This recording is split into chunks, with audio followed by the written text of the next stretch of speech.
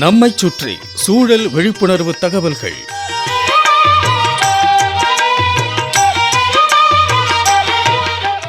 அன்புள்ள சுகுமார் சார் அவர்களுக்கு உங்கள் மாணிக்கம் எழுதும் மடல். நலம் நலமறிய ஆவல். கோயில் குளம்லாம் ஓர் ஊரில் கண்டிப்பாக இருக்கணும்.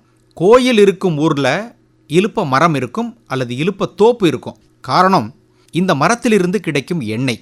கோயில்களில் விளக்கேற்ற பயன்படுத்துவாங்க இலுப்ப எண்ணெயை. இன்னைக்கு விளக்கேற்றுறதுக்குன்னே கொஞ்சம் விலை மலிவான எண்ணெய் கடைகளில் விற்பனையாகுது. இலுப்ப மரம் அது தரும் எண்ணெய் மகத்தானது, அவ்வளவு முக்கியத்துவம் வாய்ந்தது. இந்த உலகில் நம் இருப்பை நிலை பெறச் செய்வதற்குத்தான் இருப்பை மரம். பின் இந்த பேரு இலுப்பைன்னு மருவி இருக்கு.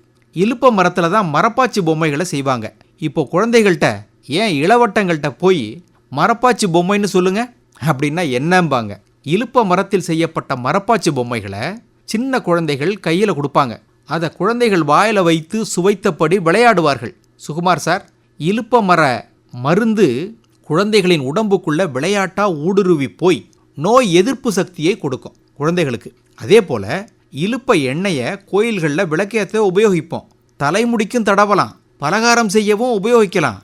ஐந்தெண்ணெய் மருந்து தயாரிப்புக்கும் இதே இலுப்ப எண்ணெய் பயன்படுத்தப்படுது.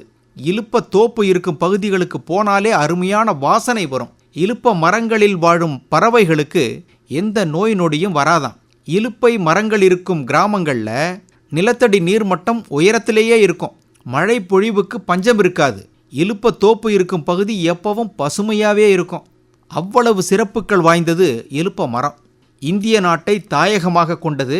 சுமார் 18 to 25 மீட்டர் உயரம் வளரக்கூடியது. கடல் மட்டத்திலிருந்து சுமார் 200 மீட்டர் உயரம் வரை உள்ள இடங்களில் இந்த இலுப்ப மரம் நல்லா வளரும். இந்த மரத்தின் பூக்கும் காலம் பிப்ரவரி முதல் ஏப்ரல் மாதம் வரை. ஜூன்லேருந்து ஆகஸ்ட் வரை காய்கள் பிடிக்கும். 10 வருடமான மரங்களே நல்ல முதிர்ந்த காய்களை தரும். 1 கிலோ விதையில் 450 to 500 விதைகள் இருக்கும். இந்த மரத்தின் பூவிதழ்கள் உணவாக உண்ணப்படுது. இலுப்ப மரத்தின் இலைகள் ஆடு மாடுகளுக்கு அருமையான தீவனம், சத்துமிக்கது.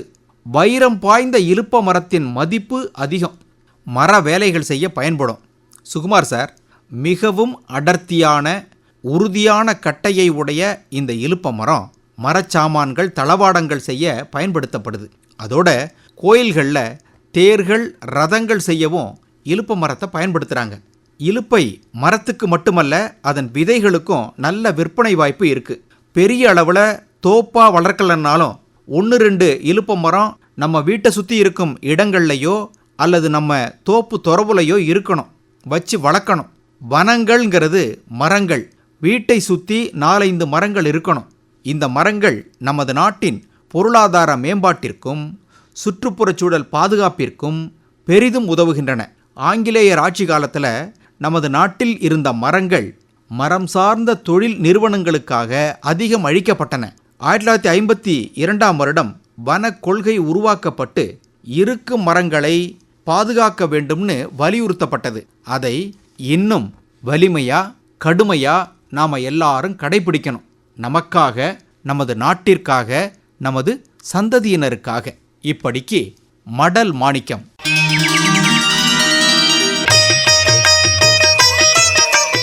நம்மைச் சுற்றி சூழல் விழிப்புணர்வு தகவல்கள் கேட்டீர்கள்.